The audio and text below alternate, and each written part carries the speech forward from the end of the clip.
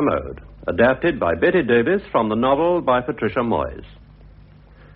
The offices of Style magazine, sometime in the early 1960s. Oh, Teresa, what's this word? Bullfightish. Bullfightish colours. Gorgeous in a maid's night out sort of way. Well, that's what the clothes look like. I leave you to translate my basic English into stylese. Oh, I wish we could print that as it stands, but... Colour scheme of Mantia black and picket all red. Dazzling for the woman who dares. How clever you are, darling. I suppose you'll be here all night. I shall certainly be here all night. I always am when we get out the Paris collection number. Assistant editor, Star magazine, speaking. Yes, she's here. It's Michael for you. Oh. Hello, darling. Well, Marjorie's got the art editor with her at the moment. Miss Masters, can you spare me a minute? Oh, with pleasure, Miss Field. I'm summoned to the presence. Right. Here we go. Into battle. Okay for Dumpling Debs, but basically old hat. Oh, if only we could say that. Let's see. Classic in the modern manner. That'll do. Oh, damn. I've caught a cold and it's nearly midnight already. Oh, I loathe collection night. The good old shift hacked round the hem with pruning shears. Hello, Ernie. This is Miss Pankhurst. Oh, please come and get my thermos and make me some fresh tea. At once. Oh, I don't care if you are reducing a print. You can spare a minute. Right. Pruning shears. Let's try the slim sheath with the ragamuffin look. Blow it up. Blow it up enormous and kill the hat picture. No, I won't have the hat picture killed. All right. One great hideous hat right across both pages. But give the spread some guts. Crop the picture here. May I say? I know I'm only a poor bloody photographer, but would you mind telling me what in hell you're proposing to do to that picture? Only cropping it a bit, darling, to show up the hat. The point of that photograph is in the line of the dress carried up to and through the hat. If you're going to cut it up into small pieces, I'd rather you took my name off it. I agree with Michael. Cropping the picture would ruin it. Thank you, Marjorie. Why don't we use this picture, uncropped, facing a whole page hat picture, and kill the Monnier chiffon? Marjorie, my darling, you're a genius. Donald Mackay. Yes, Mr. Walsh. Take all these bloody layouts and burn them, you miserable Scotsman. That should give us 10 minutes peace. I think I'll go and freshen up in the restroom, Miss Field. I'll be there if anyone wants me. Yes, Miss French. Hope you've sent Ernest home, Michael. Surely all the darkroom stuff is done by now? He left 10 minutes ago. Good. Only twice a year, thank heavens. I think I'll lie down. See you in 10 minutes. I hope to God she's okay. I've never known her show the strain before. She gets tired like everyone else. She's not superhuman. And she is nearly 60. I suppose so. No, you'd never believe it. She depends an awful lot on Helen these days. More's the pity. Yes, well, if you're using that hat picture big, I'll make another print of it. Give it to me. 1:30 and all's well. More or less. God, I look hideous.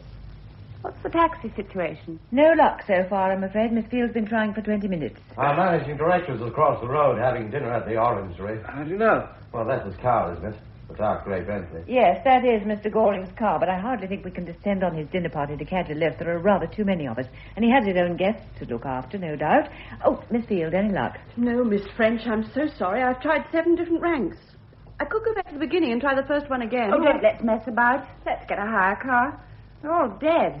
Shall I do that, Miss French? Oh, good evening, Mr. Goring. How's it all going? Oh, very well, Godfrey. We are finished, except for Helen, of course. Splendid timing on my part. I've been having dinner across the way, and I saw your lights were still burning.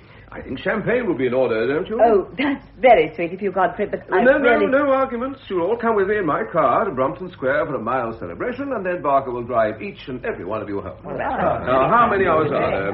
1, 2, 3, 4, 5... 6, of course. You'll come, won't you, Miss Field? Our unsung young heroine? I don't think I should, Mr. Goring. Thank you very much. I ought to be getting home. Oh. I came straight here from the Paris plane, and I've still got my suitcase. Oh, hell, sir, Michael and I. I'd forgotten all about them. Well, I don't think we have room for luggage as well as people. Why don't you leave your cases here and pick them up tomorrow? Well, Thank you, Godfrey. It's very kind, and I'd love to. Well, I'm not the man to say no to a party. Good. Come along, everybody. You too, Miss Field. But, Mr. Goring... I insist. I'm sorry about you, Helen. I wish we could send you a bottle over.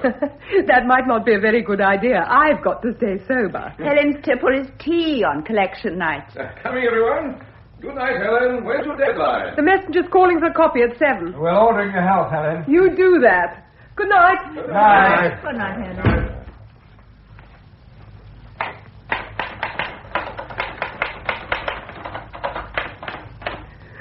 Oh, God. Oh, dear God. I can't stand it. Oh, don't be a fool. There's a job to do. Paris has rags and tatters for spring. Gamines and gutter slabs swagger jauntily through the collection in a riot of gaudy colour.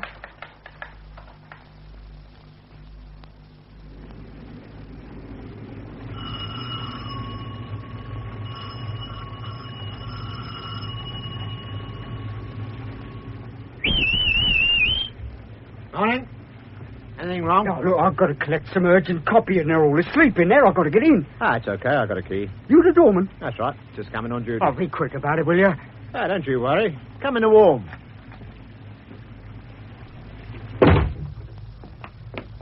I will soon see what's up. Not like Miss Pankhurst to go to sleep on the job. Not like her at all.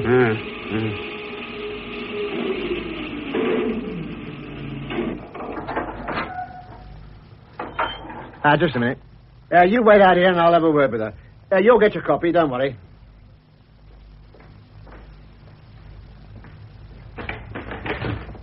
Miss Pankhurst?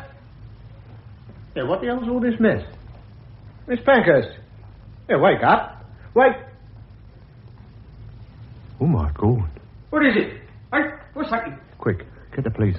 Get a doctor. Here, where's my envelope? Well, with your envelope, she's dead. Cyanide poisoning, sir. No doubt about it. In the thermos flask. I can smell it from here. Have the photographer and fingerprint chaps got all they want, Sergeant? Yes, sir. Good. There's a bit of a mess in here, isn't it? Looks like a hurricane, is it? I can understand the papers, but all them stockings and panties and whatnot all over the place. Somebody's been through that suitcase there in a hell of a hurry. Just picked things up, thrown them out higgledy-piggledy. Face powder everywhere. Bottle of perfume broken. Stinks, don't it? Especially with a fire on. It's just a bit overpowering, yes. Ink blue roses scattered sparsely over chalk white mousseline de soie give drama to. And it's all. She stopped for a cup of tea. Yes. That young man downstairs will have to wait a long time for his coffee. All right, Sergeant, you can have the poor girl taken away, but be very careful nothing else is touched. Right, sir. Oh, by the way, Miss Marjorie French is here, the editor. Oh, I'll talk to her straight away. Ask her to come up. Yes, sir. This is a terrible thing, Inspector Tibbet. Your sergeant didn't give me many details, but the mere fact that the police are here, I take it that Helen's death wasn't natural. No. I'm afraid Miss Pankhurst was murdered. Have you ruled out suicide? Had she a reason? I'm not a gossip. The private lives of my staff are not my business, but I have been very worried about Helen lately. Mm-hmm. You'll understand, Inspector, that in any organization that employs both men and women, there is the possibility of sentimental attachments. I see. And Miss Pankhurst? Helen had been having a somewhat tempestuous love affair with one of our photographers, Michael Healy. Why should that drive her to suicide? Well, things have been going wrong. To be direct, Michael is a philanderer and never intended anything serious. Helen is a passionate, intense girl, woman. How old was she? 34. She'd been going to pieces a bit lately. I think Michael was trying to end it. Actually, Between ourselves, I intended to send him to America for a few months. Not that that would have cured the atmosphere in the office. What do you mean by that? He's married to my fashion editor, Teresa Masters. I see. Well, thank you, Miss French. All this is very interesting, but I still think it was murder. How did she die? Someone put cyanide in her tea. But couldn't she have put it in herself? She could. I don't think she did. There was no note, and it was an extraordinary time and place to choose, right in the middle of a working session. And then her office seems to have been rifled, not only her papers, but her personal possessions. Personal possessions? What on earth do you mean? Well, perhaps you'd better have a look next door. Yes, Inspector, I agree with you. Helen was murdered. What made you change your mind? All this, and the fact that she hadn't finished her work. If I'd found a tidy office, all the captions and layouts neatly in their envelopes, and a list of instructions to the printers, I think she'd killed herself. Anything else? Well, the office wasn't rifled. The state of the papers is quite normal. Helen worked surrounded by chaos and tidied up meticulously afterwards. What about the suitcase? It isn't Helen's. It belongs to my secretary, Rachel Field. She flew back from Paris yesterday and came straight from the airport to the office.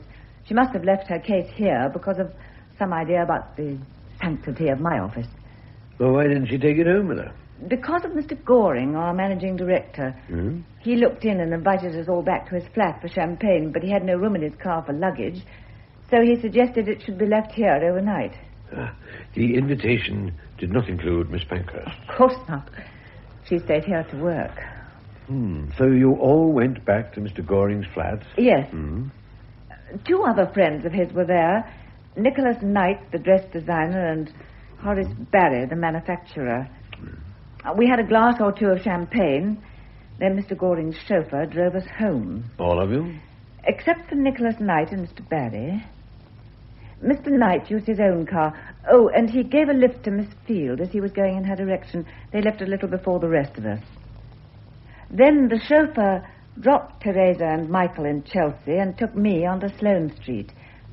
After that, he took Mr. Patrick Walsh, our art editor, to Islington. What time? Just before 3. Thank you. Did Miss Pankhurst have any relatives? I'd like to know something about her background. She had no family that I know of. Her parents were dead. I think there's a married sister in Australia. She shared a flat with Alwyn Piper, our features editor. Her background. She's been on our staff 10 years, worked her way up to assistant editor from a secretary's post. Where would the murderer get cyanide? Well, there's a supply in the darkroom. It's used for reducing prints. Doesn't that point to someone who worked in the darkroom? No. We're all in and out of there all the time, and we all knew about the cyanide. Isn't it kept locked up? Normally, yes, but I'm afraid on collection night rules go by the board. Michael was making his own prints, and the store cupboard was open. Incidentally, the cupboard's in the room where the tea's made, and we were all popping in and out of there all evening. Except Miss Field, that is, and Helen herself. Well, thank you, Miss French. You've been most helpful. I've put an office at your disposal, Inspector. I presume you want to interview everyone who was here last night. Yes. Would you mind checking my list? Of course. Yourself, Teresa Masters, Michael Healy, and Patrick Walsh. Oh, and your secretary, Miss Field. Anyone else? Donald Mackay, Patrick's assistant. He left before the rest of us. And the darkroom boy, Ernest Jenkins. He was here till midnight. Jenkins. Oh, there was Alwyn, too. Miss Piper? Miss Pankhurst's flatmate? Yes. She was writing her copy after the theatre. Do you know what time she left? I've no idea. I told her to go at 12:30, but heaven knows how long she stayed. That's everybody. Except Mr. Goring. Godfrey, but surely There you was can't... nothing to stop him going into the darkroom before he came to your office. No, but you can't really... I forbid you to go in. Get out of my way, you miserable little man. By God, nobody's going to keep me out of my own office. The chief Patrick's arrived. Not to be disturbed. So I hear. The chief inspector... I'd better go and investigate. Who the hell are you? Chief Inspector Tibbet, I presume you're Patrick Wolf. You damn well presume right. Now, will you get this fool of yours out of my way and let me into my own office? No, I won't. There's been a murder. A murder? Well, why did nobody tell me? Who is it? Helen Pankhurst. She was poisoned. Helen? Helen, my darling. My beautiful. It's not true. It's not true. I'm afraid I'll have to ask you to make a statement, Mr. Walsh. Yes, of course. Now, when did you last see Miss Pankhurst? I didn't clap eyes on her all evening. Last time I saw her was lunchtime. I took her out for a meal. She needed it. Poor kid. Why do you say it like that? I say what I damn well please. And nobody's going to go around slinging mud at the poor girl after she's dead. Who was slinging mud? No one, not a living soul. You liked Helen? I loved her. Do you know of anyone who disliked her? No. You sure? Of course I'm sure. Everybody loved her. Including Michael Healy and Teresa Masters? What filthy lying bastards have been saying things? It's not true, do you hear me?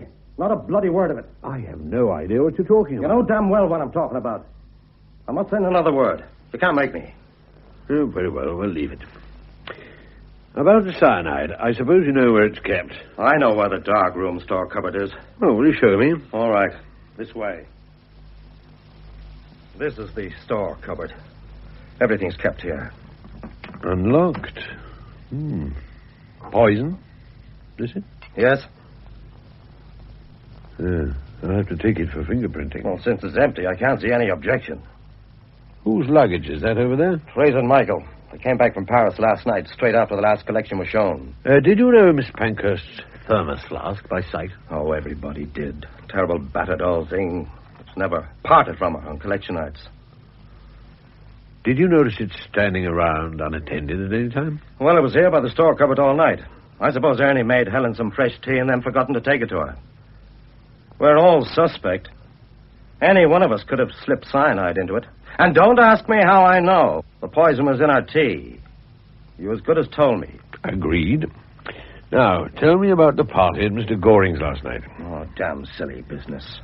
Sipping genteel champagne with us simpering fools and vulgar bloody upstarts. Such as? Oh, Nicholas Knight and Horace Barry.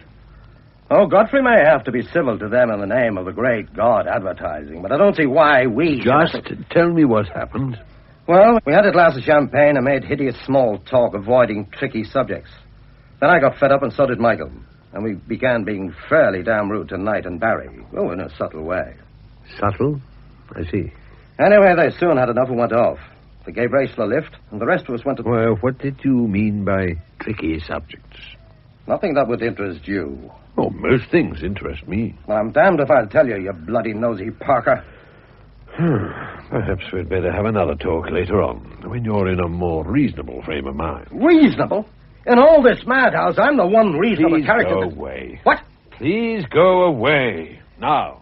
Right. I damn well will. Helen, of all people. We're all going to be thanks. Darling, I'm sorry, but I'm not ready. As a purple Uncle Henry. What the hell are you doing here, Veronica? A job, of course. Hey, if you're here, it must be true. Well, come in here. Miss French has given me an office. I wouldn't go on with it. Oh, well, you know, you... You're the last person I expected to come across. Why, I do a lot of modelling for style. Is it really true, Uncle Henry? Is she dead? Yes, I'm afraid so. Now, look, Veronica, you might be able to help me. Do you know the people here personally? Oh, not all of them. I never met Miss Pankhurst. Everyone says she was an awful dragon. I really only know Miss Masters and Michael, of course. Michael Healy, the photographer. Yes, that's right. We were all in Paris together till yesterday. Oh, and I know Auntie, vaguely, of course. Who on earth is he? He. It's Patrick Walsh, the art editor. Everyone calls him Auntie, but not to his face. He roars at people. I've gathered that. Do you know his assistant, Donald Mackay? Yes. And what about... Yes? Ernest Jenkins is here, the darkroom boy. Oh, good. Send him straight up. You better be off. I'll see you again later on. Can I go out? Aren't you working? Well, only for a bit, I meant. I've got a sitting at 12 for young style, so I have to be back at 11:30 to make up. You've got quite enough makeup on already. Oh, all the girls in Paris had dead white faces and sooty eyes and brown lipstick outlined in black. Repellent. Marvelous. You wait and see. I think that's auntie. I know. Let go of that brute.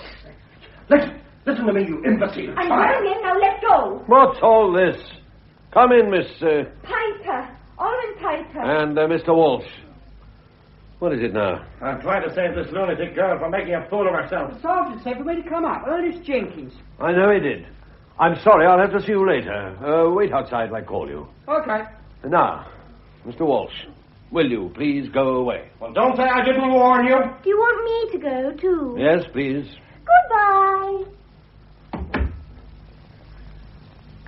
I'm terribly sorry. That's all right. Now, you shared a flat with Helen Pankhurst, didn't you? Yes. Got on well, the two of you? Yes, mostly. Not all the time? Not since Michael. What did you want to tell me? I know about Helen's affair with Michael Healy, you know. You do? How? Never mind. What I don't know is whether it has anything to do with the case. Oh, of course it has. He killed her. What? He was ghastly to her, and she was desperate. That's why she killed herself. She didn't. She was murdered. But that can't be true. Oh, who on earth would murder Helen? That's what I want to know. Now, will you please tell me all you know about Helen and Michael Healy? It started about 6 months ago. She never used to go out in the evenings without telling me where she was going. We'd always been such friends. When did you first meet him? Well, that's the funny thing. She'd known Michael and Teresa for ages, long before she knew me. And she used to go out and say she was dining with the Healys, and I believed her, though I felt annoyed they kept asking her out so much and never included me. Mm-hmm. And then one night, when she was supposed to be there, I saw Teresa at the theater. Not Michael, just Teresa. So I knew Helen was with Michael alone. Did you tell her? No.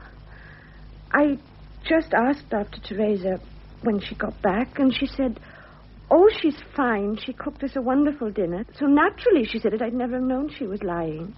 Did Mrs. Healy know? Teresa? Well, sometimes I thought she must know, but they still seemed so friendly. I think that may be why Helen didn't leave a note, so as not to hurt Teresa. I have a feeling that you started these rumors, Miss Piper. Well, why shouldn't I? For Helen's own sake. She'd been desperately unhappy. He was getting tired of her, and I still haven't told you the worst. The worst? The doctor will find out, of course. You mean she was pregnant? Yes. Does anyone else know? Yes. Somebody. Who? I don't know. She told someone, but she never told me. And how do you know? It was yesterday. She was at home in the afternoon because she had to work all night. I went back to change for the theater, and I heard her on the phone. What was she saying? I can remember every word. She said, the doctor says it's quite definite. I don't know what I'm going to do. He'll never leave her. I wish I were dead. See. Anything more? Oh, she must have heard me. She said, I can't talk anymore, and put the phone down. And then? I went into the room and asked how she was, and she said fine, apart from a cold, and then she went into the office. Was that the last time you saw her? Well, I came into the office to type something after the theater. I saw her working when I was going on my way to the lift. Or just a glimpse through the office door. I said good night. I didn't like to disturb her. What time? After 3, I think. Everyone else had gone. Well, thank you for telling me all this. You were right to. Later on, I'd like to take a look at your flat, if I may. Yeah, of course. Thank you. If you see the darkroom boy around, will you send him in, please? I want to talk to him as soon as I can. Yeah, I'll make some more tea for Miss Pankhurst. Rang me up and asked she did while I was reducing a print for Mr. Ely. What time? About 11:30. And you took it in? No, Mr. Ely was mad at me for leaving me work to make it at all. Reducing a print, eh? What is that? Making a print lighter. How do you do that? You rub the dark part with cyanide. Yeah. How much was in the bottle when you used it? Oh, more than half full. Mm-hmm. And who has the key for the cyanide cupboard? Well, last night was collection, see, so Mr. Healy had it. Well, that's to say the cupboards was all open and I took what I wanted. And Mr. Healy didn't lock them up when he left? I don't know. He sent me home at midnight. Oh, I see. Thank you, Ernie. Where'll you be if I want to see you again later? In the dark room. Worse luck. Cheery, bye. How well did you know the dead girl, Miss Masters? Oh, very well. We were very friendly. Both you and your husband? Both of us. Especially Michael, of course. Why, of course. Inspector, I know that all sorts of silly rumours were going round about Helen and my husband. Some of them may have reached you. Have they? Well, anyway, they're not true. They used to dine together occasionally. Or maybe there was a mild flirtation. But if so, it couldn't have mattered less to any of us. My marriage is perfectly happy. Helen was my friend. Well, since you knew her so well, can you tell me anything about her other friends? Well, no. I don't think she had any outside the office. Patrick's adored her for years, of course. And Alwyn had a sort of schoolgirl crush on her. They were a strangely assorted pair, the sheriff flat. Well, that was only because Helen was so good-natured. When Alwyn came to Style a year ago, she had nowhere to live, and Helen put her out. It was only meant to be temporary. But Alwyn begged to stay on, and Helen got rather stuck with the arrangement. Did you ever think that Helen might have killed herself? What? Suicide. Had you thought of suicide? Frankly, no. I suppose it is possible. Why? Well, people commit suicide for the oddest reasons. If you say she did... I said nothing of the sort. I asked for your opinion. But how could I know? Well, you were such great friends. She never said anything. I've been told she seemed unhappy lately. Well, she seemed tired, perhaps. You don't think her friendship with your husband went deeper than you realized? Yes, perhaps it did. But the more I think about it, the more likely it seems. Of course, it wasn't Michael's fault. He probably didn't even guess how she felt about him. But I'm sure that must have been the trouble. Yes, Inspector, I'm sure that's how it happened. You are? Yes. Well, now I think of it that way, it all seems to fit.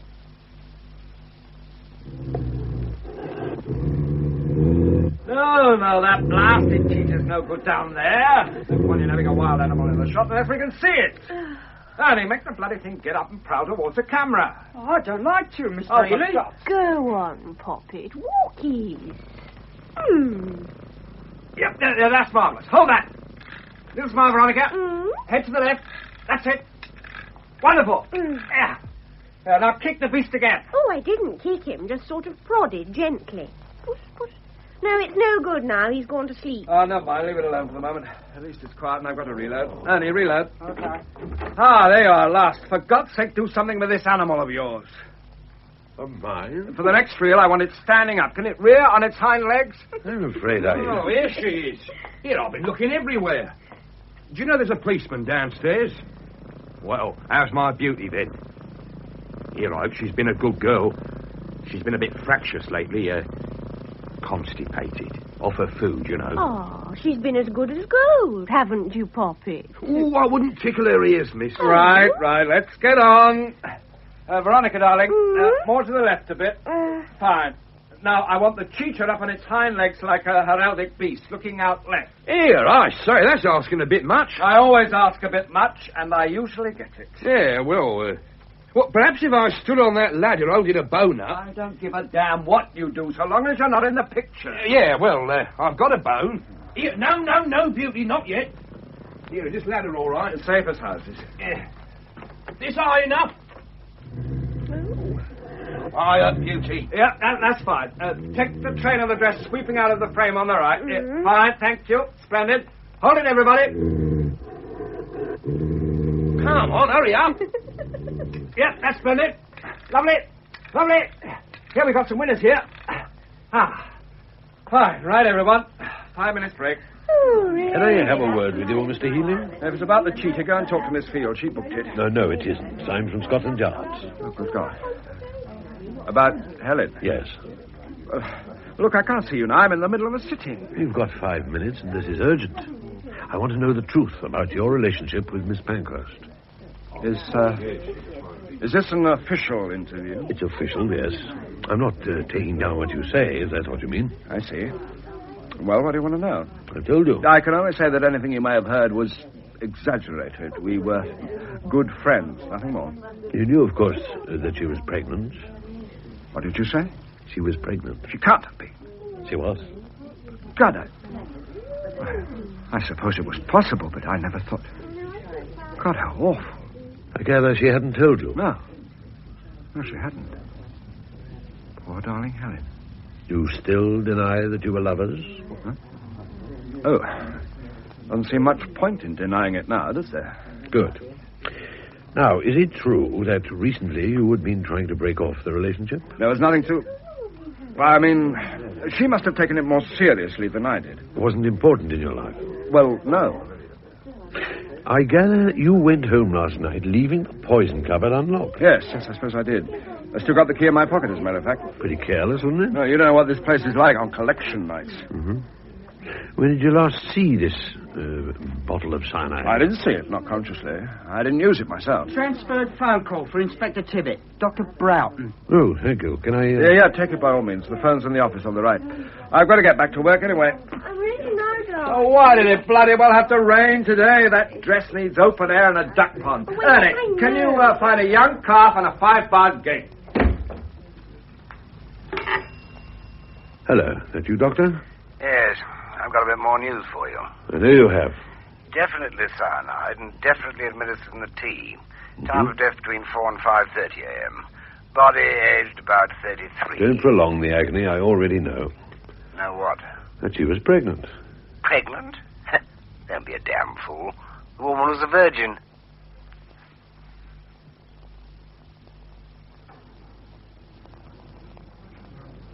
It was very kind of you to ask me to lunch, Mr. Goring. My dear Inspector, pleasure. Not a bad burgundy, is it? Excellent. You're being very abstemious. Yes, I usually am, but I trust that won't deter you. Now, you must tell me how I can help you over this shocking business. Tell me about Helen. Well, she came to us as a secretary nearly 10 years ago. Marjorie French noticed her and suggested she be promoted to the executive staff.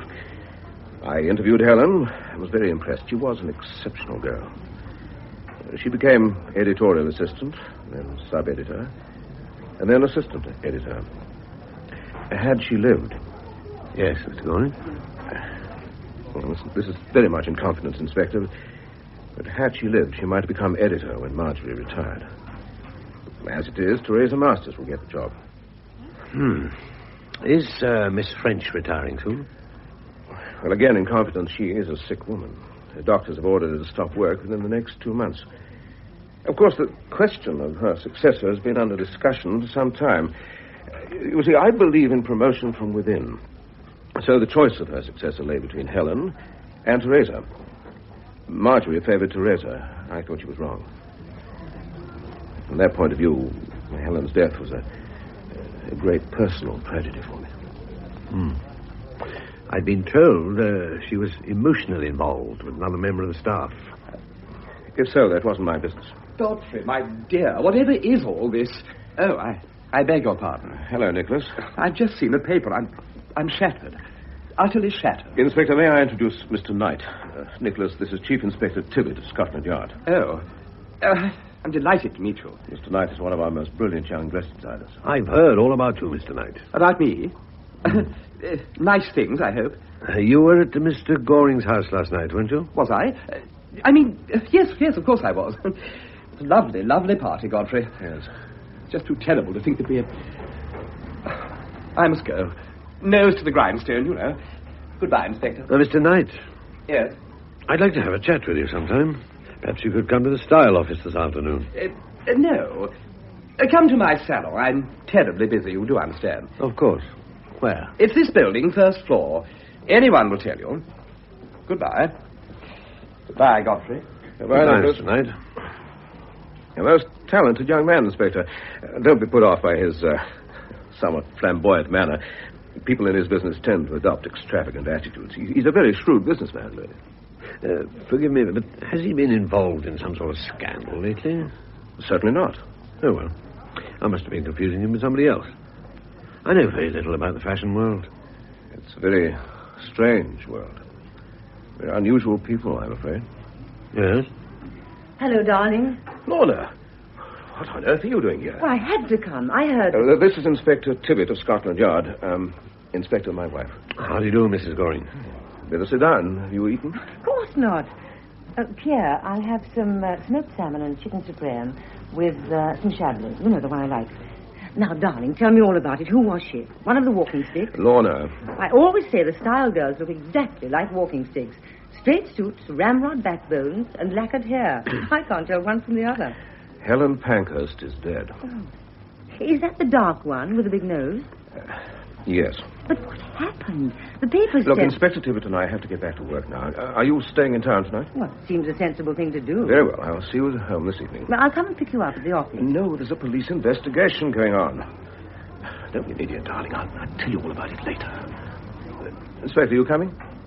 Goodbye, Mrs. Goring. Goodbye, Inspector. See you later, darling.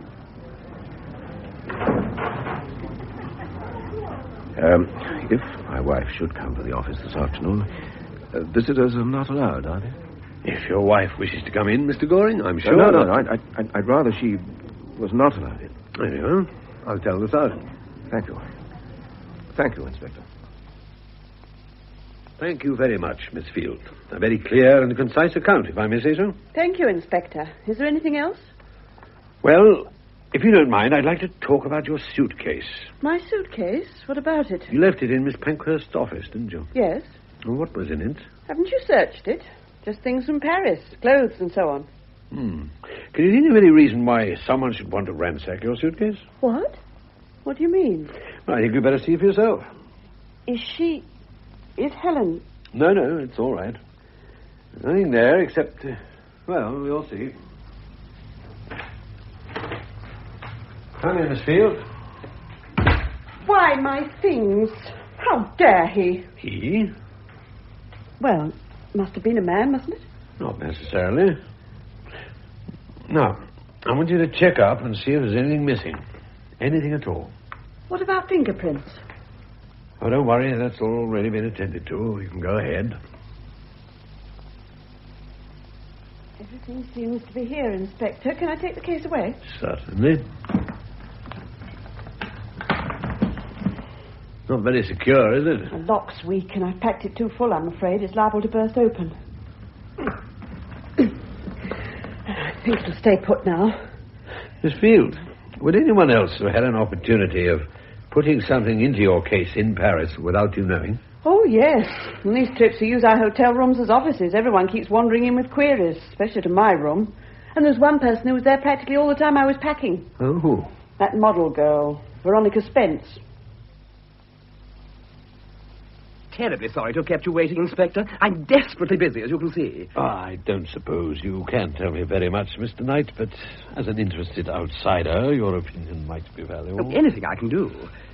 Yes. Did you know Helen Pankhurst? Oh, hardly at all. I know the fashion staff of Style intimately, of course, Teresa and the others, but Helen's was an office job. I'm trying to get at a true picture of the relationships between the people involved. What do you mean? Miss Pankhurst's relationships with her colleagues. Oh, well, I'll tell you all I can. Of course, you realize the fashion world is a curious one. So everyone keeps on telling me. Well, it isn't that people aren't what they seem exactly. It's more that they exaggerate what they are to the point of absurdity. I had noticed. Well, I mean, take Patrick, for instance. He's an utter fraud. He's just an ordinary pig-headed Irishman. He's been forced to turn himself into a character. And take Teresa and Michael. What sort of marriage is that? Well, what sort is it? A farce. Teresa has the money, of course, but she's solid boned from the neck up. Michael's always had all sorts of other interests. What do you mean? Oh, this and that. One hears rumours. What rumours? Well, it was all pretty vague. He has nothing in common with Teresa, never had. I see. Tell me about the party. Party? What party? I understand Mr. Goring asked a number of people back for a drink last night. Oh, that. Yes, he did. I've been working late up here, and about midnight I went down to the pub underneath for a nightcap. By the pub underneath, you mean the Orangery? Yes. It's useful if one lives here. Pretty pricey pub. Anyway, at the Orangery, you met Mr. Goring. Well, he just finished dinner with Horace Barry. Both in crashingly good form, I regret to say. What does that mean? Oh, Godfrey was doing his hearty one of the boys act. Must be hell on tonic water. I imagine they just clinched a business deal. I was utterly exhausted. I couldn't stand it. Then why did you accept Mr. Goring's invitation? Well, I mean, it wouldn't do for me to be bad friends with style. You do see that, don't you? Yes, I see it. So, you and Mr. Barry drove onto Brunton Square while Mr. Goring picked the others up. Was Mrs. Goring there? Lorna? No. She was at their place in the country. There's another clever fellow who married money. Indeed? Yes. She was Lorna Vincent. You know, the actress. Ah, I thought I knew her face. She's a very beautiful woman. Her clothes are hell, though, aren't they? Tell me, did any of the style people strike you as being upset or nervous? Well, Patrick was as rude as ever, thoroughly offensive. Teresa was a bit quiet, and poor Marjorie looked positively ill, I thought. What about Miss Field? Who's she? Miss French's secretary. You gave her a lift home. Oh, Siren of Surbiton. What about her? Well, did she seem to be just as usual? She could hardly have been more usual, poor dear. I don't really know. I never met her before. So, you dropped Miss Field and Mr. Barry and then came back here. Did you notice any comings or goings when you got back? Huh? Anything out of the way happening opposite? Well, there was a girl coming out of the style offices, a terrible orange dress and a white stole. Odd-looking creature in spectacles. Oh, that'd be Miss Piper, huh? The features editor. Anyone else? Well, I caught a glimpse of Helen through the window typing away. I see. Well, thank you very much. Can you tell me where I could contact Mr. Barry? You know him well, I believe. I work for him. Oh, and I thought... you design on a pretty high level. And he makes mass-produced clothes to sell in Wigan. Oh, you don't understand, Inspector. That's where the money is these days, in the mass market. 5,000 dresses at 10 guineas are worth more than one dress at 100 guineas. The point of my salon here is simply to get my name known. Really? No, I was lucky. A friend produced enough money for me to start up here. I really knew I'd arrive when Barry asked me to design his wholesale collection. You see, I have, a flair, if you like, for translating Paris designs for my customers. Barry himself's vulgar and boring, but he knows the business. Where do I find him? 286 Pope Street. Were you in Paris last week, by the way? Certainly not. I never go to Paris. Everyone knows I was here the entire week. There's no need to get so excited. You said you translated some of the designs, so... I have an eye. I look at the photographs and I can see the cut. I can see the seaming. I don't need a toile. Toile? What's a toile? It's the model made and cut exactly as the original, but in cheap cotton. Oh. Manufacturers buy them in Paris, and very dear they are, too. So you make Paris copies without buying toiles? Well, there's no law against it. I work from photographs. That must save you a lot of money. Well, thank you, Mr. Knight. This has been most interesting.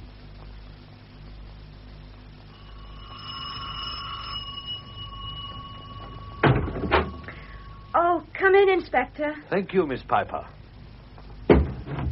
I hope this isn't too inconvenient. I have to leave at 2, I'm afraid. I've got to change for the theatre, but you said only half an hour. Yes, that's right. Which was Miss Pankhurst's room? In here. I see. Very austere. Oh, Helen hated fuss. Oh, what's this letter? What? Oh, she must have left it in the middle. It's funny, I don't remember noticing it before. I think I've got hold of the right stuff at last. It's not quite the same as one finds in Paris, but I've asked Teresa to bring me back a sample so that we can compare them. I've practically made up my mind about the blue jersey dress. Well, nothing very personal here. Helen lived for her work. Till Michael. So it seems. Well, I'll keep this. I haven't got a sample of Miss Pankhurst's handwriting. Did she receive many letters? I don't know. But surely... Well, Helen always got up first in the morning. Well, it was a routine that she collected the post and read her letters in the kitchen while coffee was brewing, and anything that didn't need answering she put in the incinerator straight away. What's that? A ticket. The return half of a rail ticket, tucked in the blotter. The 17th of last month. Now, that was Saturday.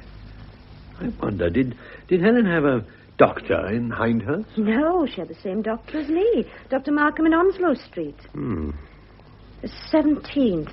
Well, I can't remember the 17th, but I may have gone home for the weekend. I often do. Look, Inspector, is it all right for me to pack up Helen's clothes and so forth after you've been through them? They're like ghosts.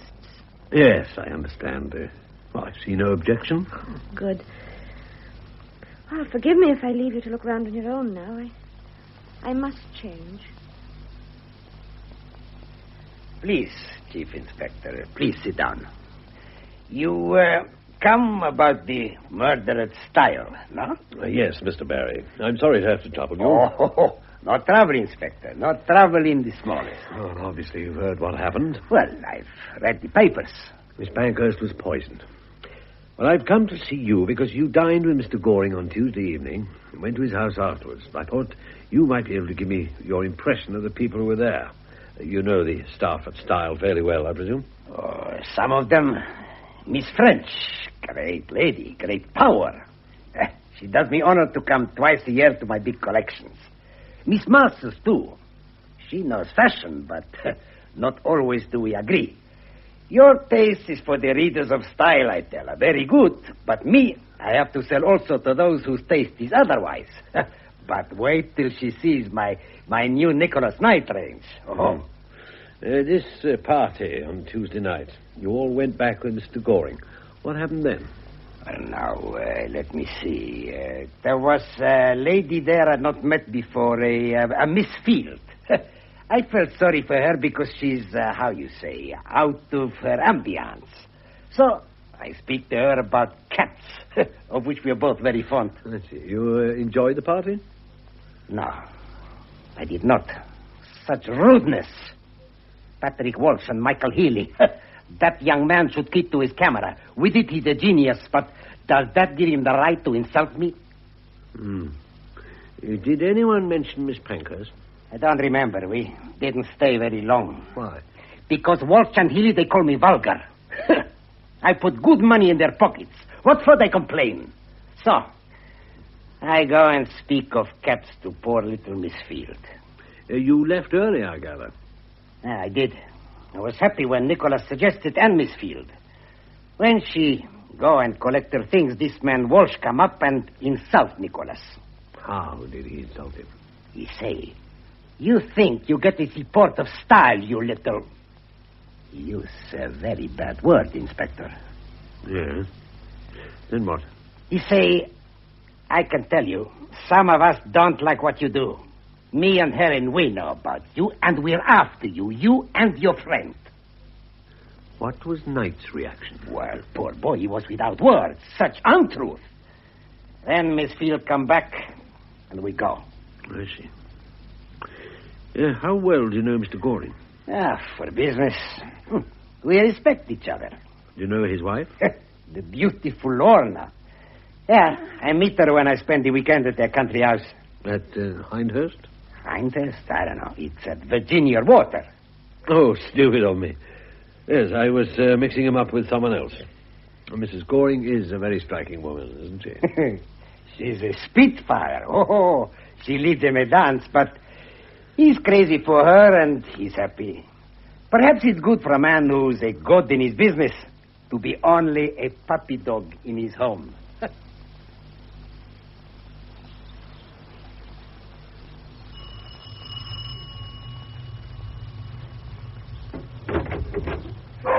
Inspector Tibbet. Please come in. Is this an official visit or a friendly call? Both, I hope, Mrs. Goring. Mind your head on that beam. Tired, Poopsie, you lazy bitch. Sit down and have a drink. What would you like? Oh, just shut the dogs off. They're used to it. Tea, if it's not too much trouble. No trouble at all. I'll get it. Could you leave it a little while? I'd like to talk to you for a moment or two first. Of course. I'm tremendously pleased to see you, Inspector, but I don't see how I can possibly help you. I haven't been to London for months. Well, except yesterday, of course, when I met you. I envy you.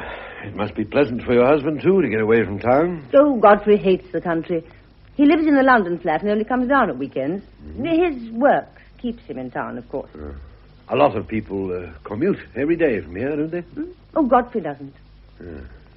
Mrs. Goring, how well did you know Helen Pankhurst? Oh, I don't know any of them except to look at.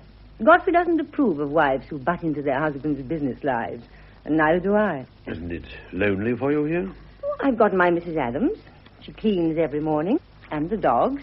And neighbours? Oh, awful people, rich and respectable. However, they have their uses. I was at a ghastly bridge party on Tuesday, so I've got an alibi. Where? At the Petersons. They're about 3 miles away. Here's the address. Thank you. Do you know Hindhurst at all, Mrs. Goring? No, it's the other end of the county. Why do you ask that? I thought you might be able to help me. It seems Miss Pankhurst may have consulted a doctor there. And as it's in Surrey, I thought perhaps it was someone you and your husband recommended to her. No, I'm afraid not. Our doctor's in Harley Street. Was Helen ill? Apparently not, which makes it interesting. Oh, well, it's only a vague hope. I love that cup of tea. You haven't asked me much. I've asked all I want to, and you've been very helpful. Goodness, I've told you nothing. Exactly. You hardly knew Helen, and you haven't been to London in months, so there's nothing more to be said. I suppose not. By the way, if you do locate that doctor... Yeah? I've a friend who just moved to Hindhurst. Funnily enough, she rang me only last week to ask if I knew a good family doctor in that part of the world. So perhaps, if you find him... I mean, if Helen went to him, he must be reliable. Certainly. I'll tell your husband. Oh, no. He'll never remember. Ring me. I'm in the book. Very well, I'll do that. Thank you. Now, I'll get that tea.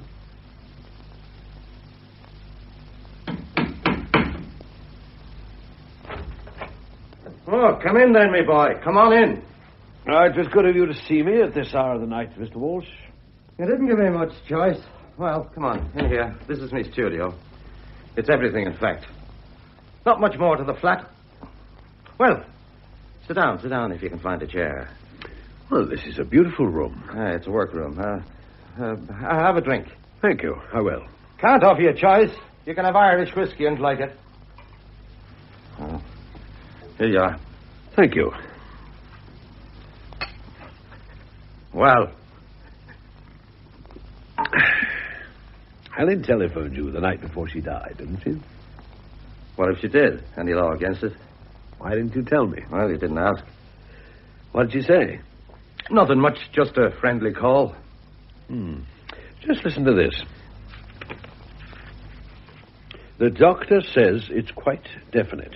I don't know what I'm going to do. He'll never leave her. You know that. I honestly wish I were dead. Damn fool, Alwyn. Miss Piper told me what she'd overheard. Very properly. I don't suppose that one's ever done anything that wasn't very proper. That's her trouble. I think she told me the truth. Did she? I don't believe Helen was murdered. I think the darling girl took her own life because she had troubles. Now, if that's so, there's no point in telling you what those troubles were. Now, if she was murdered, they had nothing to do with it. You should look in other directions. Such as? Well, that's your job. Mr. Walsh, can't you understand that I'm trying to get at the truth? So long as you go on making such a mystery of Helen's private life, I have to investigate it, in case it has a bearing on her death. If it hasn't, anything you tell me will go no further. If only I could believe you. You must believe me. All right, I'll tell you all I know. It's precious little. Well, it may be what we need. Helen was in love. With whom? Oh, she never told me, and I didn't ask. She simply told me the situation, and a hell of a situation it was. The man had a wife he was tied to, not only by loyalty, but for social and business reasons. He told Helen that when he was in a position to, he'd get a divorce. God knows when that would be. Meanwhile, they kept it quiet. I see. Not very pleasant for Helen. Well, that's not all. A few months ago, she got very worried about the man's health. She was a doctor's daughter and knew a bit about such things. So she persuaded him to come with her to a doctor for a checkup. Did his wife know? Oh, no. Helen told the doctor the man, well, let's call him X, was her husband. He agreed privately he'd let her know the results of the tests and keep any really bad news from X. Mm-hmm. And the results came through the day she died? Yes, incurable cancer. He has a year to live. I presume he still doesn't know. I see. And when she rang you... Well, she was in despair. There was only a year left, and she wanted to spend it with him. But he would never leave his wife unless he knew the truth. And Helen was determined to spare him that. Do you really not know who he is? I don't. Why didn't you want me to find out about Helen and Michael Healy? You're trying to trap me. No, I'm asking a question. Everybody else rushed to tell me about Helen and Michael. Everyone except you. That blasted Alwyn. Not only Alwyn, Miss French, Mr. Goring, and even Miss Masters. And Michael Healy didn't deny it. Oh, well. Now she's dead. Is the man Michael Healy? Well, she never told me. Oh, I know there was talk. It may have been right or it may have been wrong. One other little point. You have a key to the style building, haven't you? Yeah, what of it? Nothing, I just wanted to check. Do you often work late? Not me. I'm too smart and too old. I have me work, you see. Do you imagine I enjoy doing layouts for a fashion magazine when I ought to be painting? Yes, I'm sure you do. Yes, you're right, of course. I love it or I wouldn't do it. But it's not me real work. Oh, no. I'm a prostitute. That's what it comes to. A poor, bloody tart plying me trade in Earl Street. The only consolation is that the prices are high. I'm sure they are. Are you married yourself, Mr. Walsh? Certainly not. Have you ever been? I can look it up, you know, at Somerset House.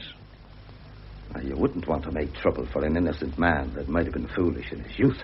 Well, that depends on whether it has any bearing on the case. None in the world. Well, come on, tell me. I was 21, she was 19. I was an art student, and she was reading for a degree in literature. We ran away and got married. We hadn't two pennies to rub together. Oh, the first year was fine. Then there was trouble. She was as ambitious as the devil. Wanted a great career for herself and me. I wanted to live in a garret and paint. Her house got worse, and after 3 years, she up and left me. It was very long ago. Did you get a divorce? Of course not. We're both Catholics. And when did you meet her again? What the hell are you getting? If you'd really lost touch, you'd have made no bones about telling me about the marriage. I think your wife is Marjorie French, the distinguished editor of Style. For God's sake, keep it quiet. Why? You wouldn't understand. Mr. Walsh, how long has your wife been at Style? 35 years. And you? 3 years. She got you the job? Look, if you think Marjorie would employ anyone unless you consider them right person for the job, you're making a... What did you do in those other 32 years? Paint it. Successfully? No. You must have been very glad of the job. Get out. Get out and stay out. And keep your bloody mouth shut or I'll break your neck. I'm afraid it's my job to be inquisitive. I don't enjoy it, and I am discreet. Thanks for the whiskey. I'll let myself out. You wanted to see me, Inspector? Yes, Miss French. I want your help again. Anything I can do? I've been told, until I'm tired of hearing it, that Helen was having an affair with Michael Healy. You were the first person to draw my attention to it. Yes. Why? Because I thought it would help you in your inquiries. That's the right phrase, isn't it? I don't think you told me the truth. But why on earth should I lie? I didn't mean that you lied. You kept something back. You didn't tell me that Michael Healy is dying. What? I have no idea where you got hold of that story, Inspector. It's absolute nonsense. Helen told Mr. Walsh about this the night before she died. She told Patrick. What did she tell Patrick? That the man she loved was dying of cancer. And he didn't know. And neither did his wife. Oh, no. Miss French, you all right? I'll get you some water. Yes, please. Some water. Thank you. I'm afraid I get these silly fainting fits occasionally. It's nothing to worry about. To go back to what we were saying. Yes? This story is nonsense. Please don't spread it. Patrick is a wild Irishman, and he loves to spin a tale. I know him very well. You should. 32 years is a long time. Oh, you know about that. I do hope you'll be discreet, Inspector. I'm always as discreet as I can be. Why do you want it kept secret? Mr. Goring is against employing husbands and wives. It's company policy. What about... Teresa and Michael, that's a very special case. Godfrey isn't really happy about it. I had to fight hard to get Michael. So, when I met Patrick again, I knew that although he was just the person for art editor, I could never go to Mr. Goring and propose my husband for the job. So we agreed to let the past remain dead for the time being. For the time being? What do you mean? I'm very fond of Patrick. This is a great secret, Inspector, but when I retire, Patrick and I are going to live together again. As far as the outside world's concerned, we'll get married. They need never know we've been married all along. I see. I take it Mr. Walsh is enthusiastic about the idea, too. Of course.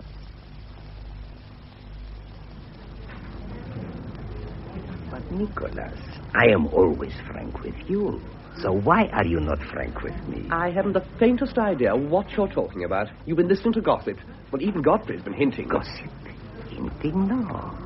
I just keep my eyes and ears open. Who talked to you? Who told you those wicked lies? Nobody tell me. Read this. Well, that's an American magazine. Nothing to do with London. Now, you just listen to this, my friend. Are Paris designs being pirated? That is the big question raised by persistent rumors that some wholesalers produce accurate copies of Paris models without having bought the toile and before the official release date for photographs. Here, let me see. Yes, but they say it's impossible, so why worry? Because I know it is not impossible. What do you mean? Do you mean I've been pirating? Not so loud, not so loud. That detective over there must not hear you. No, he mustn't. Not that I've got anything to hide. Hello, Uncle Henry. Oh, sorry I'm late. I've been sleuthing for you. Oh, I've had such a hell of a morning with that awful little creature, Nicholas. Veronica. There's something fishy going on, and I'm going to find out what. Veronica, for God's sake, keep your voice down. Nicholas Knight is sitting over there. Is he? Where? Oh, yes, I see. Order your lunch. Eat it. Shut up. Well, it's all right. They're going. Now, what I wanted to say was... Look, Veronica, I want you to stay out of this. I found out things that make it, obvious that it's dangerous. Ooh. I'm asking you to stop this ridiculous amateur detection, and I'd prefer it if you had nothing to do with Nicholas Knight's show. Oh, but all the clothes have been fitted on me now. I couldn't let him down. It wouldn't be professional. Well, all right. I'll have as little to do with all these people as possible. Do you know that Rachel Field thinks that you got at her suitcase in Paris? Me? Oh, how ridiculous.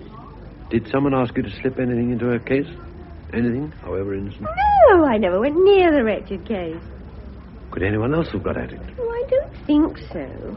I was in her room all the time she was packing. Honestly, I wouldn't have dared touch anything. She's so fussy. Everything all neatly done up in tissue paper. I just fling things in. And whoever searched the case must have drawn a blank. Well, what is all this nonsense about finding out something important? Oh, nothing. Very vague. Anyhow, you said not to talk about it here. Yeah. Well, come and see your aunt and me tomorrow. Come and have lunch and we'll talk it over. Oh, I'm sorry, Uncle Henry, I can't. I'm going to stay with the Blakes for the weekend. You know, Nancy's parents, the girl I share the flat with. Oh. Well, come around for a drink tonight. Oh, I can't. I'm going to the pictures with Donald Mackay. Oh, I do hope they've got steak and kidney pie here. I adore steak and kidney pie, and I'm ravenous. Great tragedy. Great tragedy, Inspector. Such a charming woman, and so young. Yes, indeed. She seems to have been a brilliant girl, too. But which of us can blame her? If she saw fit to take her own life... What makes you say that, Dr. Markham? Well, Inspector, I presume the post-mortem revealed her state of health. You were her doctor. That's why I'm here. What was her state of health? I imagine she was suffering from cancer. You imagine? Well, I'd better explain. Miss Pankhurst very seldom came to me for treatment, but I saw her 2 months ago. She wouldn't let me examine her. She was very distressed. She asked me for the name of the best cancer specialist in London. For herself? Well, she maintained it was for a friend. That's a very usual reception. All I could do was give her the name and let her go. What specialist did you send her to? Well, I'm not sure whether I should tell you, but in the circumstances, I suppose... yes, Sir James Braithwaite of Wimpole Street. My dear Inspector, what can I do for you? I trust your visit has no sinister significance? Sir James, have you read in the press about the death of Miss Helen Pankhurst? I'm afraid I limit my reading to the international situation in the book reviews. Miss Pankhurst? Who was she? The assistant editor of Style. Was she ever a patient of yours? I think not, but we can check with the card index. No. No, I've never had a patient of that name. She may have used an assumed name. This is the photograph.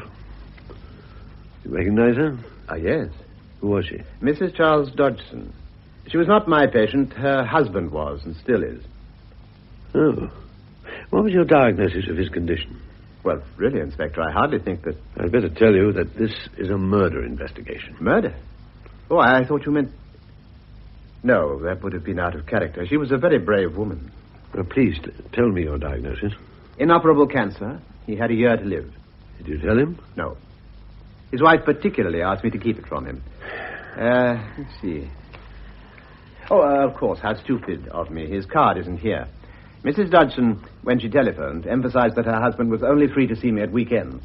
She told me they could easily arrange to spend the weekend near my country house. Where is it? Just outside Hindhurst. I see. And what did you tell Mr. Dodgson? Well, I was pretty sure of my diagnosis from the beginning, but he came for an X-ray a fortnight later.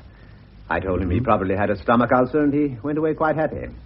And Tuesday of this week, the X-ray results came through? Monday evening, actually. Yeah. Sorry, you telephoned Mrs. Dodgson? No, she rang me. She asked me not to telephone. What reason did she give? Well, in cases like this, there's always the danger of the wrong person answering the telephone. I asked her to come and see me. She did so on the Tuesday, and I told her the facts. She behaved splendidly. Inspector, am I to understand that she was not, in fact, Mrs. Dodgson? You are. Well, then, forgive me, but I'm concerned for my patient. Who will look after him? He has a wife. Whether she will be as brave and sensible as Miss Pankhurst, I can't say. In due course, I'll send her to see you. Good morning, Inspector. You're starting early for a Monday morning. Miss Masters, I have a favor to ask. Could you get me a ticket for Nicholas Knight's show tomorrow? Yes, of course I can, but... Good. Can you also tell me the release date for this season's Paris photographs? 27th of February. Hello? No, Nicholas, I've told you before, I haven't the slightest idea where she is. She should have been here at 10, and she simply didn't turn up. I've telephoned her at home, and Nancy didn't know either. I'll let you know if I hear anything. Right. Bye. One of our models has let us down. Oh? Which one? That wretched new girl, Veronica Spence. Did you say her flatmate didn't know where she was? No. Nancy hadn't a clue. She said Veronica had been staying with friends for the weekend. Inspector, what's the matter? You don't know, of course. Veronica's my niece. Oh, good heavens. Ghastly. Well, I do apologize. Nancy doesn't know. She told me she was spending the weekend with Nancy. But then where is she? I'd very much like to know. I think I'd better have a word with Donald Mackay. Where is she? Where's Veronica? I'm afraid I don't understand, sir. Oh, yes, you do. Where is she? Oh, isn't she home? She's missing. When did you last see her? Last Wednesday evening. You're lying. She told me herself she was going out with you on Friday evening. Well, we did have a date, but I had to cancel it. My mother was taken ill, and I had to leave early and go down to the country. She's better now. My mother, I mean. Did Veronica tell you what she was doing at the weekend? No, I didn't see her. I just telephoned to cancel the date. Hello? Oh, yes, Nancy. What? Why did you say you didn't know? I see. Where is she now? Thank you, Nancy. Huh? What time is it handed in? Right. Hop in a taxi and bring that telegram straight round. Nancy Blake had second thoughts and decided to tell me the truth. Or what she imagined to be the truth. Yes? She said Veronica was at the White Hart in Porchester with you. What? But, well, you can see for yourself she isn't. Nancy said you'd arranged to go away together, and you called it off on Friday because your mother was ill. Well, yes. I didn't think I need tell you that, because... No. I shall have plenty to say to you later on, young man. But it wasn't... Now, for the moment, I want to ask you one thing. Did you send Veronica a wire saying that your mother was better and asking her to meet you at Waterloo 11 o'clock Saturday? No, of course I didn't. I was afraid not. Somebody did. And she went to Waterloo. Oh, God, no. Who else knew your mother was ill? Well, everyone in the office. And how many people knew about the weekend jaunt? Most people, I'm afraid. What do you mean? Well, you know Veronica. She chatted about it a bit. Oh, so everyone in the place except me knew that you and Veronica were off for what in my day used to be called a dirty weekend. If you don't mind my saying so, sir, you're terribly old-fashioned. That aspect of it can wait. The point is that you didn't go away together. So, Veronica was deliberately lured to Waterloo by a fake telegram from someone who knew all about your plans. Well, you can go now, but don't leave the building. I'll need you again. When all this panic started, I was having a talk to Miss Masters, and I want to finish it. Well, Inspector, I fixed up the ticket for Nicholas's show. What else can I do for you? Miss Masters, what happened to the small parcel Helen asked you to bring back from Paris? Oh, good heavens, I've forgotten all about it. That shows how vague I am. Do you know what it was? Yes. I'm sorry, I forgot. It isn't important, is it? Silly little thing like that. I think it cost Helen her life. What? Where is it now? In my case, no. No? Now you mention it, it wasn't there when I unpacked. How weird. Somebody took it. Oh, surely not. Was your case locked? No. And it was in the darkroom all night? Yes. But you mean someone Not stole, exactly. Someone was Helen. Then where is it now? My guess is it doesn't exist any longer. I don't think I left it behind. I know you might remember. Who? Veronica. I was so rushed on the last day that she went out and bought the stuff for me. Perhaps she has it still. Perhaps. But I hope to God you're wrong. Now, I read all about it in the paper, Inspector, so I thought I must come and see you. You're sure it was this girl you saw? Yes, I noticed her because she was so pretty, even with that funny-coloured lipstick. In the ladies' cloakroom at Waterloo, just after 11 on Saturday morning. Yes, I know the time because I had to catch the 11:12. Yeah. And what was the last you saw of her? Well, we went into adjoining conveniences. When I came out, she was still in there. Anything else? Well, she looked very happy. I said to myself, that girl's going to meet some young man. I do hope you find her, Inspector. Such a lovely girl. Is it the pretty one in the red coat he'll be meaning? Yes, Mrs. O'Reilly. Yes, that's her. The ticket collector is sure that she never got on the Porchester train. When did she come in? Oh, don't ask me. Middle of the morning, that's all I know. I took her penny and showed her in. She had a suitcase with her. She was as pretty as a picture. That'll be some model or film star, I thought. Did you see her leave? No, it's funny, but I didn't. Of course, it's a busy time Saturday with all the ladies tired from shopping.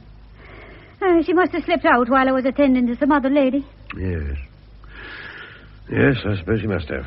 Inspector Tibbet, there's an urgent message for you. Could you get back to the yard right away? What's it in aid of, Sergeant? Well, it seems that it's about this case. Young girl who's disappeared. There's some news. What sort of news? Well, I don't know, sir. They wouldn't say on the phone. See.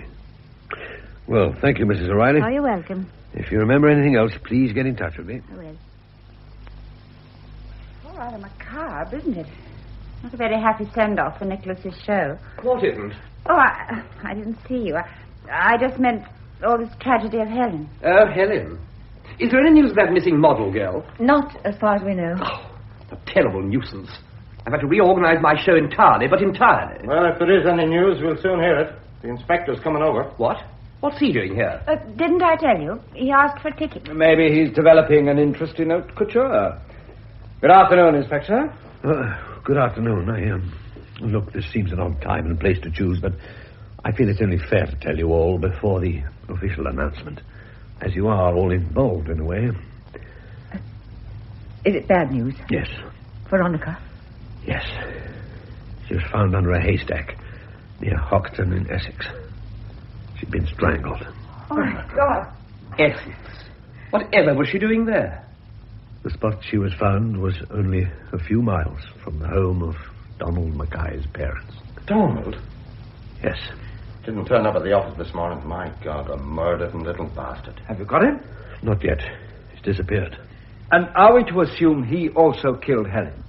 That would seem the inevitable conclusion, Mr. Healy. But why?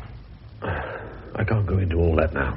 It'll come out at the trial. Inspector, I think we should ask Mr. Knight to cancel his show. Oh, no, Miss French. No, that would be grossly unfair, and Veronica certainly wouldn't have wanted it. Please, Mr. Knight, carry on as if this hadn't happened.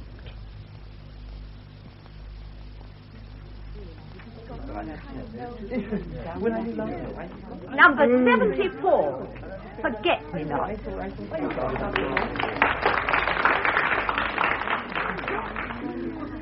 Well, what do you think of the show, Inspector? Well, I know nothing about it, of course, but I was impressed on the whole. He's a clever young man. Very. We're nearly at the end. Just one more model. Another evening dress? It'll be wedding dress, I think. Number 75. Sweet Mystery.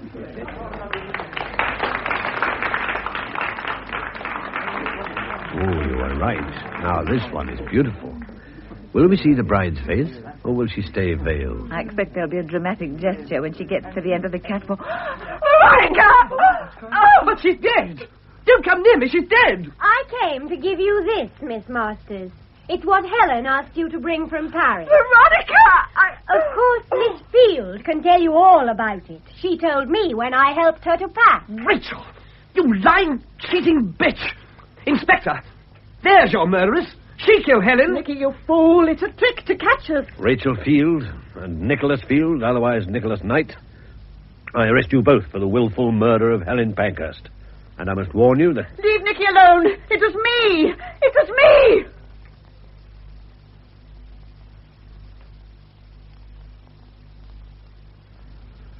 Well, I hope you two are thoroughly ashamed of yourselves. Well, sir... Ashamed. I like that. You'd never have caught them without us, and you know it. We were baffled, admits Chief Inspector Tibbet of Scotland Yard. We were not baffled. I admit your ridiculous scheme came in useful, Veronica, but only when I took charge of it. Well, you see, I didn't know who it was. I guessed how I'd be grateful if you'd begin at the beginning, Inspector. I'm a little lost. Well, I think I'd better, Miss French, but it's difficult to know where to begin. I suppose the right place is Helen's love affair with Mr. Goring. Mr. Goring? But I thought it was Michael. So did most people. There was no affair in the ordinary sense of the word, Inspector. They loved each other and hoped to marry when the magazine was stable enough financially. That was all. I know. Difficulties started, didn't they, when Alwyn started to share Helen's flat? Yes. Godfrey was away in the States at the time, and the flat sharing was meant to be a very temporary arrangement. But Alwyn stayed on. So Michael and Teresa agreed that Helen should use them as an excuse when she was meeting Godfrey. And then Alwyn saw Teresa at the theatre and jumped to the wrong conclusions. They all talked it over and decided to let her go on, believing it was Michael. Oh, poor Mr. Goring. What will happen to him now?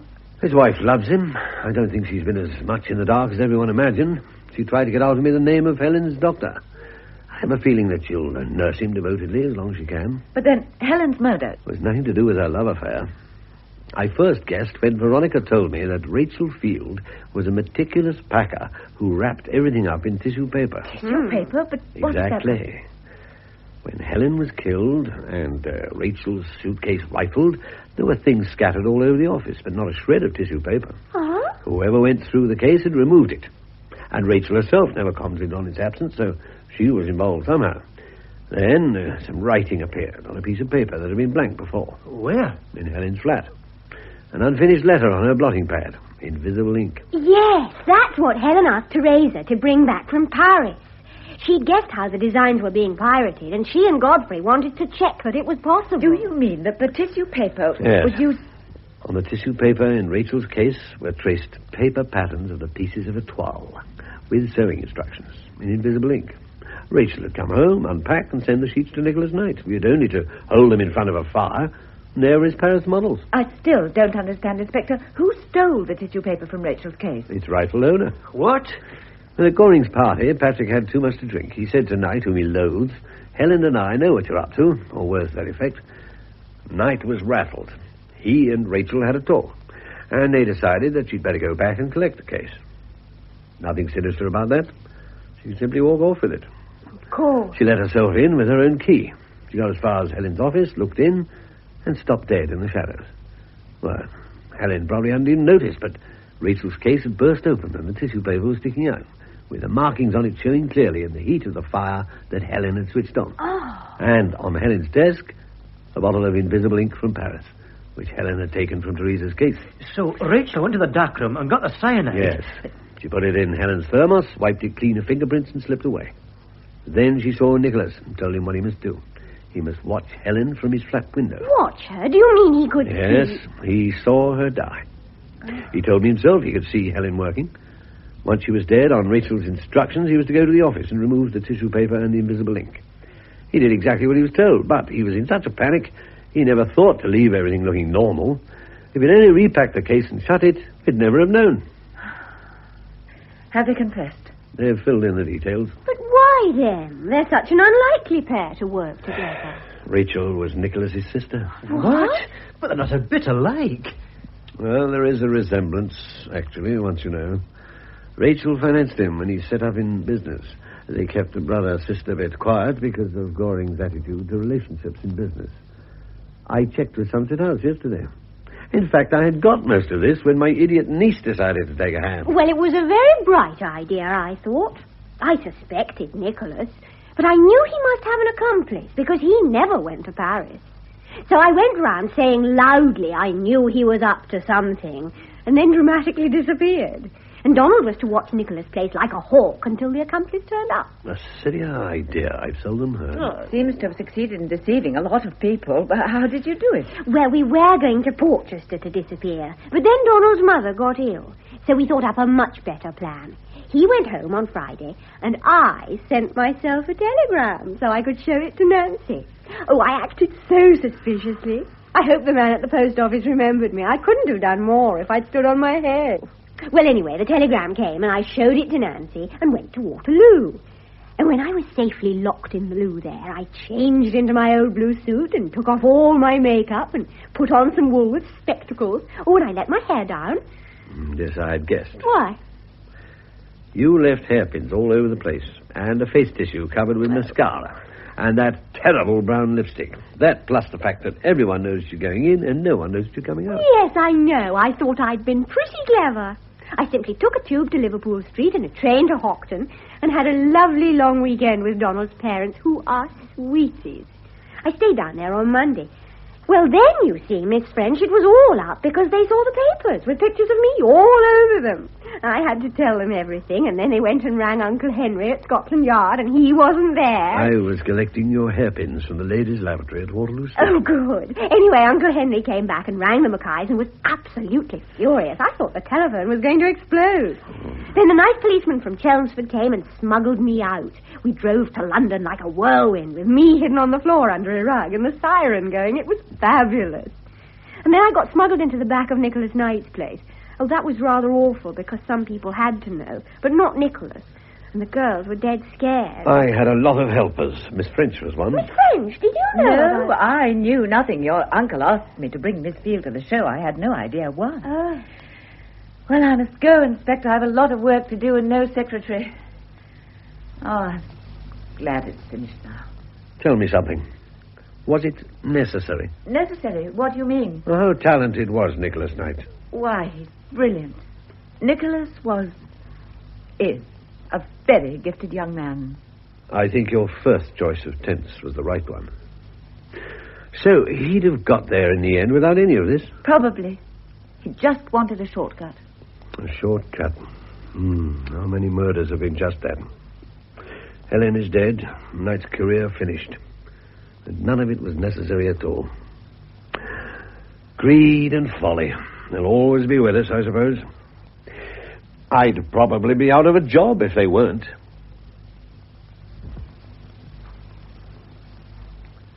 In Murder à la Mode, the novel by Patricia Moyes, adapted for radio by Betty Davis, Chief Inspector Tibbet was played by Rupert Davis. The rest of the cast was as follows. Helen Pankhurst, Margaret Wolfett. Teresa Masters, Monica Gray. Rachel Field, Barbara Bolton. Patrick Walsh, Barry Keegan. Marjorie French, Joan Matheson. Michael Healy, Michael Spice. Donald Mackay, Nigel Lambert. Alwyn Piper, Joe Manning Wilson. Godfrey Goring, John Bentley. Veronica Spence, Elizabeth Proud. Ernest, Brian Hewlett. Nicholas Knight, John Rye. Lorna Goring, Margot Johns. Horace Barry, John Gabriel. Dr. Markham, Godfrey Kenton. Sir James, Malcolm Hayes. Mrs. O'Reilly, Kathleen Helm. Fashion commentator, Jill Carey. The play was produced by Betty Davis.